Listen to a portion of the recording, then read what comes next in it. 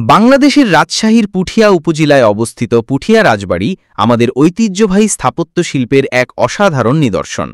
মহারানী হেমন্ত কুমারী দেবী ১৮৯৫ সালে তার শাশুড়ি মহারানী শরৎসুন্দরী দেবীর স্মরণে এই রাজবাড়িটি নির্মাণ করেন। ইতিহাসের সাক্ষী এই রাজবাড়ি ইন্দো ইউরোপীয় বা ইন্দো সারাসানিক পুনরুজ্জীবন স্থাপত্য শৈলীর এক অনন্য উদাহরণ। রাজবাড়ির গঠন ও অলঙ্করণে বিশেষ বৈশিষ্ট্য লক্ষ্য করা যায়।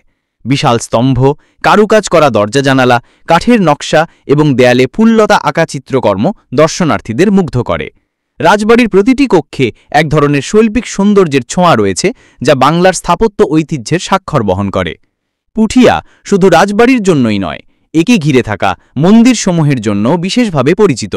এখানে শিব মন্দির, ভবানী মন্দির, গোবিন্দ মন্দির সহ বহু মন্দির রয়েছে, যা বাংলার ধর্মীয় ও সাংস্কৃতিক ইতিহাসকে সমৃদ্ধ করেছে।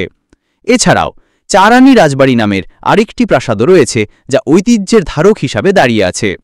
পুঠিয়া রাজবাড়ি শুধু একটি প্রত্নতাত্ত্বিক নিদর্শন নয়, বরং এটি আমাদের অতীত ইতিহাস, রাজকীয় জীবনধারা এবং শৈল্পিক রুচির এক জীবন্ত সাক্ষী।